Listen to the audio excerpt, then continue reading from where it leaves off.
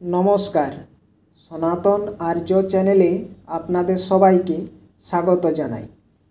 आज के आमरा महाभारत ग्रंथ एर आगेर दिन जतदूर अब्दि पढ़ेछिलाम तारपर थेके पढ़ा शुरू करब।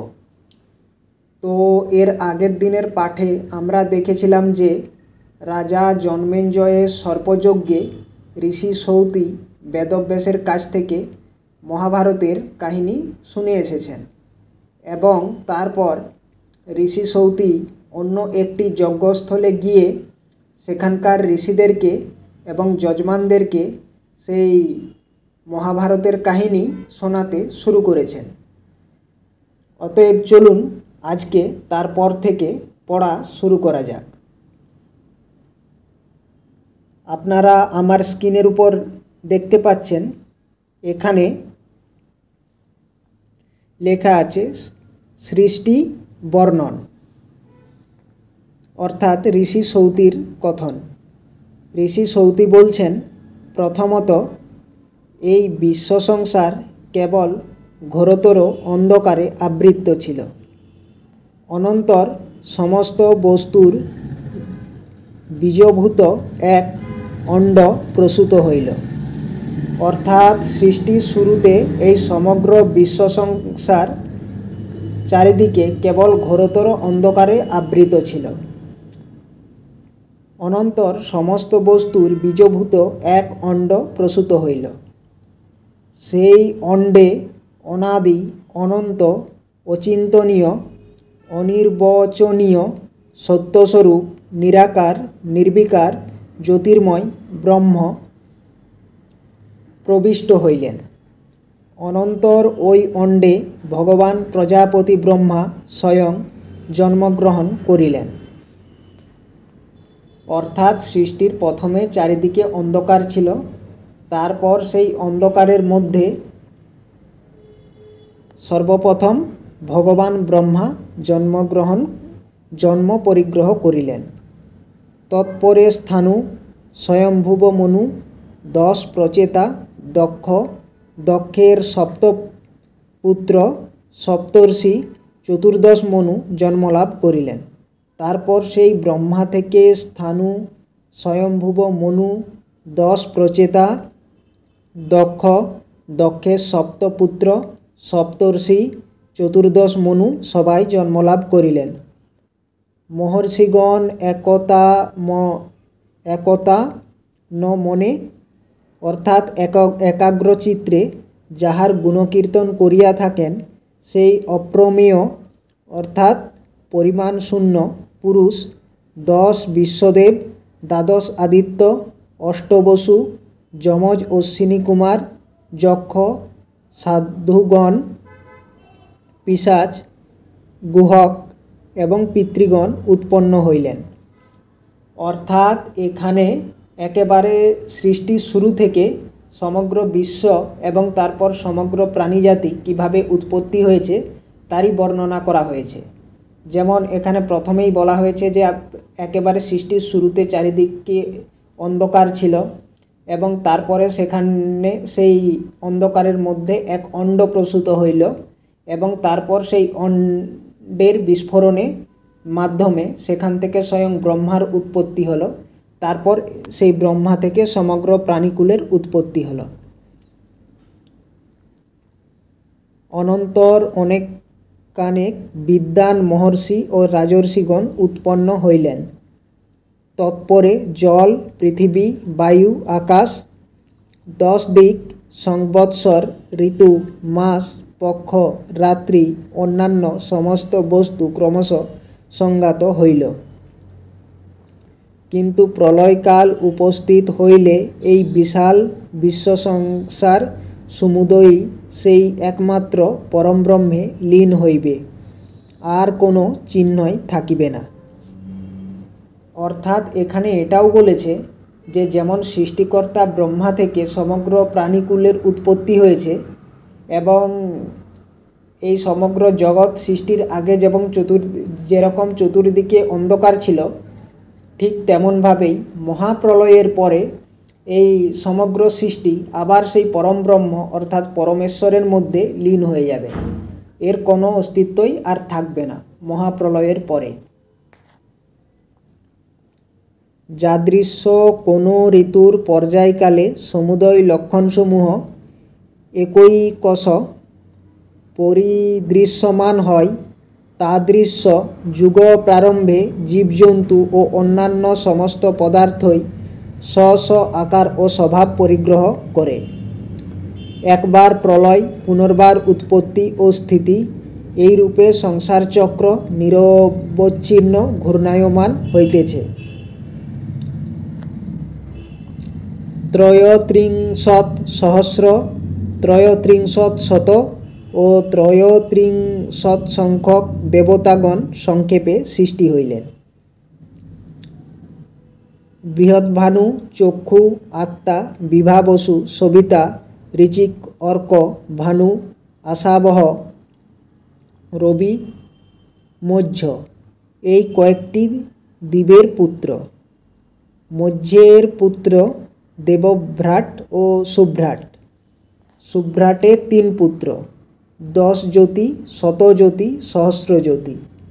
মহাত্মা 10 জ্যোতি 10 সহস্র পুত্র জন্মে। শতজ্যোতির তাহা অপেক্ষা 10 গুণ এবং সহস্রজ্যোতির শতজ্যোতি অপেক্ষা 10 গুণ পুত্র হয়। এই সকল হইতে কুরুবংশ, যদুবংশ, ভারতবংশ, যজাতি বংশ, ইক্ষ্বাকু বংশ এবং অন্যান্য রাজবংশ উৎপত্তি হয়। অর্থাৎ আমি এখানে একটা কথা বলতে চাই যে এখানে যা লেখা আছে সেটাকে হুবাহু সেটাই বিশ্লেষণ করার বা সেটাই কোনো ধরার কোনো দরকার নেই। এখানে অনেক কিছুকে রূপক অর্থে লেখা হয়েছে, যেটা যা আমাদেরকে বিশ্লেষণের মাধ্যমে বা বিচক্ষণতার মাধ্যমে বুঝে নিতে হবে। এবং এখানে যা সৃষ্টির তত্ত্ব বর্ণনা করা আছে সেটা যথাযথভাবে বুঝতে গেলে সঠিক বিশ্লেষণের প্রয়োজন। তো বর্তমানে আমার হাতে এত সময় নেই যে এই ভিডিওর মাধ্যমে সব কিছু ভিডিওর মাধ্যমে বিশ্লেষণ করা যেতে পারে। তো তার কারণেই আমি এখানে যেমন রূপক অর্থে বিভিন্ন কথা লেখা হয়েছে সেই একই রকমভাবে তুলে ধরছি। তো যদি পাঠকগণের মধ্যে কেউ বিশ্লেষণ এখানে যা লেখা আছে সেগুলোই বিশ্লেষণ করতে ইচ্ছুক থাকেন তবে আপনারা অবশ্যই তা করে দেখতে পারেন। তো দেখা যাক, অর্থাৎ এখানে এটাই বলা হয়েছে যে সৃষ্টিকর্তা ব্রহ্মা থেকে ধীরে ধীরে সমস্ত প্রাণীকুল এবং দেবতা ইত্যাদি সৃষ্টি হয়েছে এবং তারপর সেই বিভিন্ন প্রাণীকুল থেকেই বিভিন্ন রাজবংশের উৎপত্তি হয়েছে। সেই রাজবংশ কি কি? কুরুবংশ, যদুবংশ, ভরত বংশ, যজাতি বংশ এবং ইক্ষ্বাকু বংশ এবং অন্যান্য আদার্স রাজবংশ। তো দেখা যাক এরপরে কি বলা হয়েছে।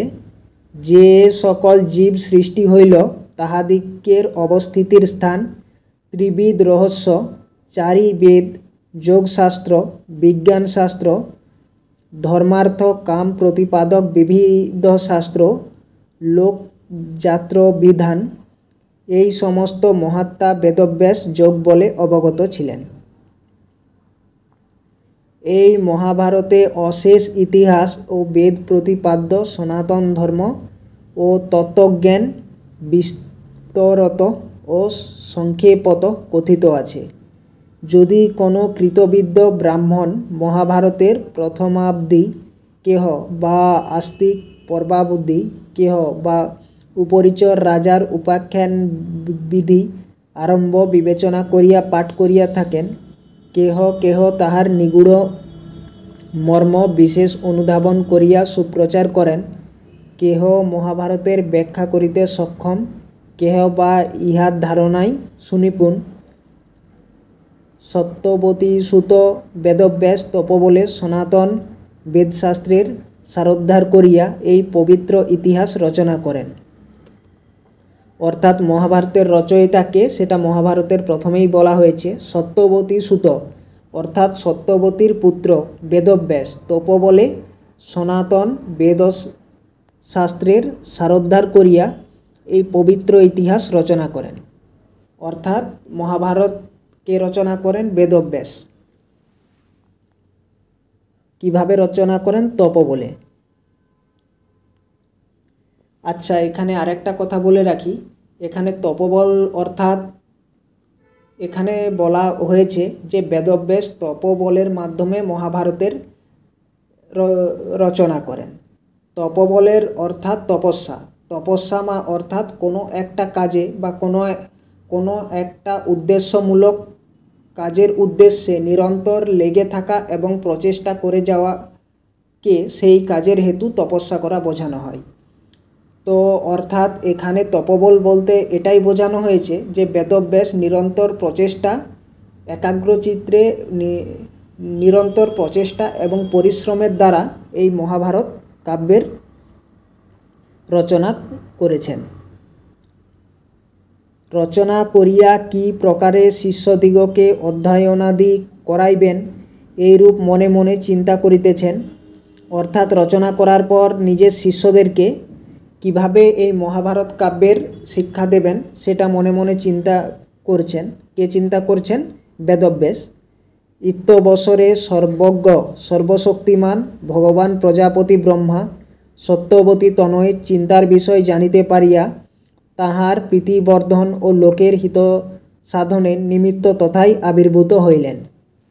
তো বেদব্যাসের যে চিন্তা, অর্থাৎ কিভাবে তিনি সমগ্র মানব সমাজ এবং তার গুরুকুলের ছাত্রদেরকে এই মহাভারত কাব্যের শিক্ষা দেবেন, এই চিন্তায় যখন বেদব্যাস বিভোর, সেই সময় স্বয়ং ব্রহ্মা তার সামনে আবির্ভূত হলেন। কার সামনে? না স্বয়ং বেদব্যাসের সামনে। ব্যাসদেব তাহার দর্শন মাত্র অতিমাত্রায় বিস্মিত হইয়া সসম্ভ্রমে গাত্রোত্থানপূর্বক তাহাকে বসিবার নিমিত্ত এক আসন প্রদান করিয়া অতি বিনীতভাবে দণ্ডায়মান রহিলেন।